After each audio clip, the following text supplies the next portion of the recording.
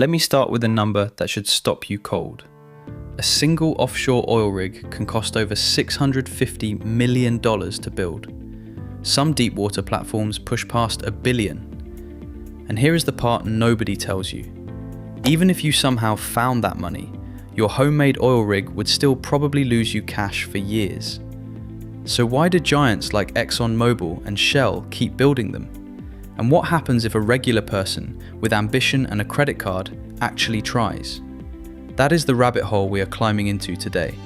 Because the economics of oil are not about drilling. They are about scale, risk, and a brutal kind of math that punishes the small and rewards the enormous.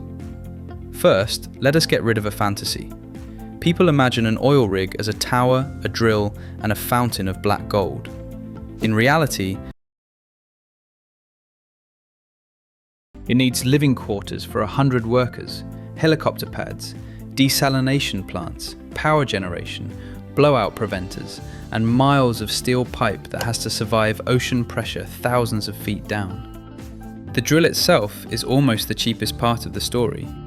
The expensive part is everything that keeps the drill alive, legal, and safe.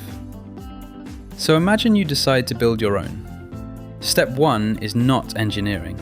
Step 1 is permission.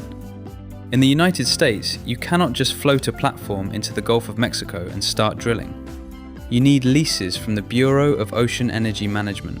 Those offshore lease blocks routinely sell for millions of dollars, and in hot auctions, single tracts have gone for tens of millions before a single drop of oil is found. You are paying enormous money just for the right to gamble. And that gamble is real, because roughly speaking,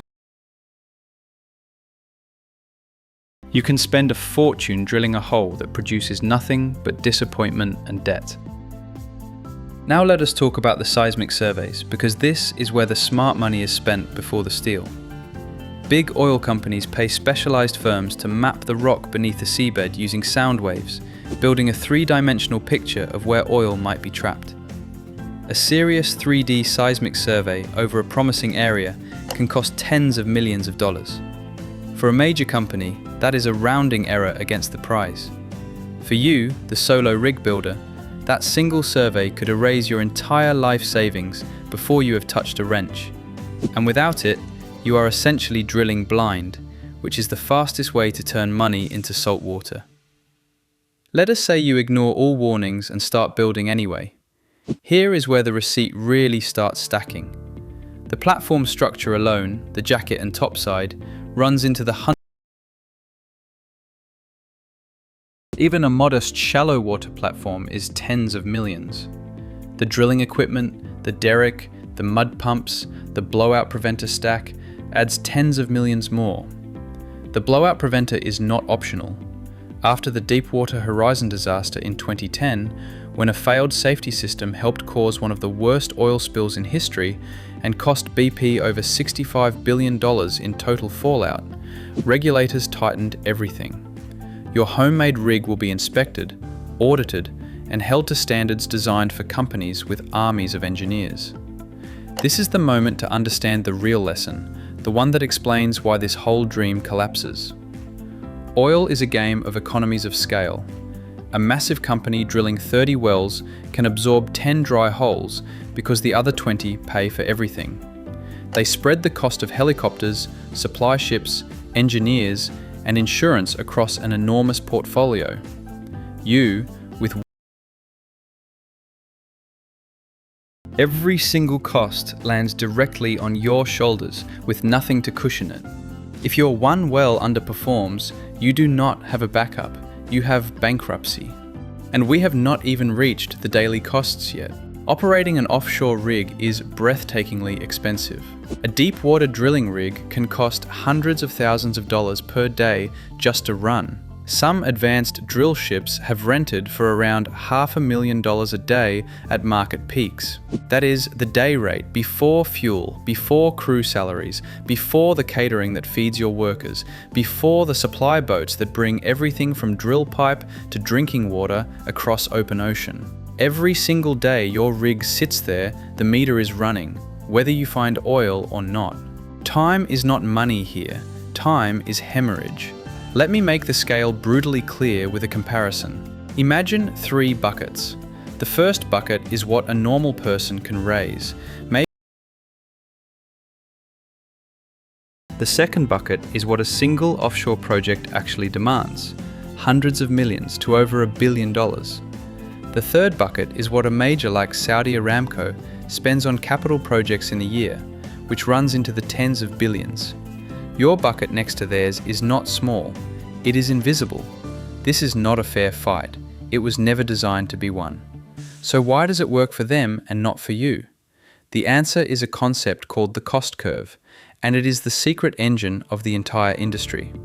Saudi Arabia can pull oil out of the ground for a few dollars a barrel in some fields because the geology is generous and the infrastructure already exists, paid off decades ago. Offshore deepwater oil might need $50, $60, even $70 a barrel just to break even. When the global oil price crashes, and it always eventually crashes, the low-cost producers keep. In 2020, when oil prices briefly went negative because nobody could store the excess, dozens of American drilling companies filed for bankruptcy. These were real businesses with real engineers and real financing, and the market still erased them. Your homemade rig would have been the first to die. Now picture the cause and effect chain that traps the small builder. You borrow money to build. The interest on that debt starts immediately. Construction takes years, so you pay interest for years with zero income. When you finally drill, you face geological risk. The well might be dry or smaller than hoped. If you do find oil, you face price risk. The market might be low when you sell. And the whole time you face operational risk, a storm, an equipment failure, a leak that triggers fines and cleanup costs that can run into the billions.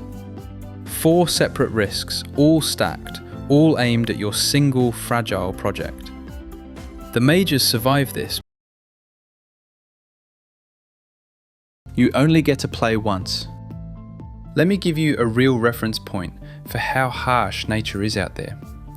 Hurricanes in the Gulf of Mexico regularly force evacuations of rigs and can damage or destroy platforms outright.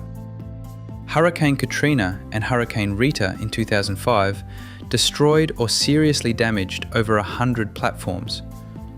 Big companies carry insurance and reserves for exactly this. They treat lost rigs as a cost of doing business. For a solo builder, one bad storm in your first year is the end of the entire venture.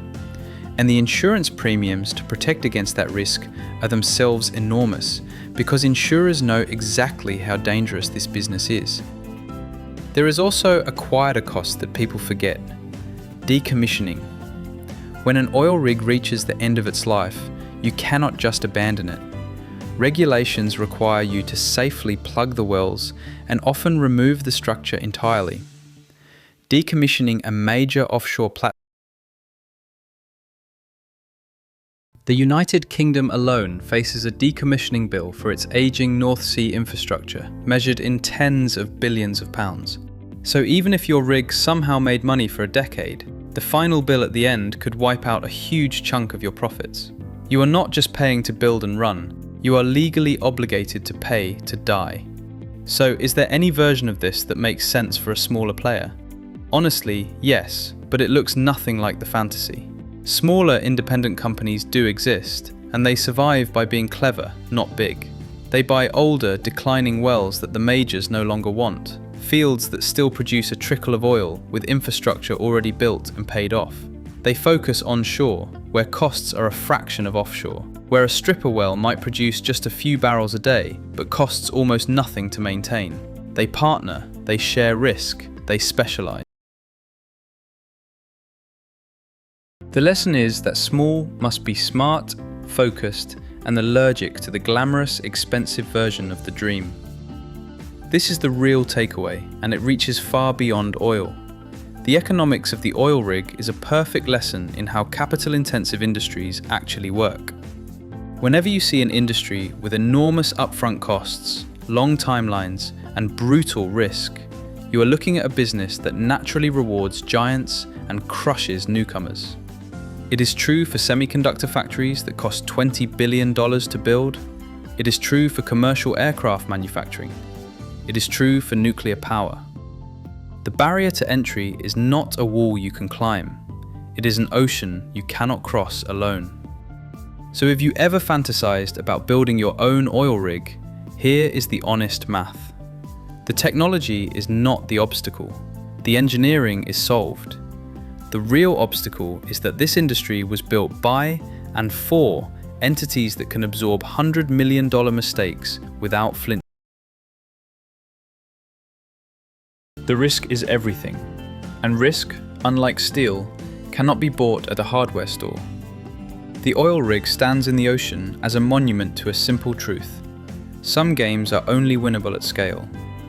The genius is not in wanting to play. The genius is in knowing which table to sit at, and which one will quietly take everything you own. If this changed how you see the hidden machinery behind the things we use every day, that is the whole point.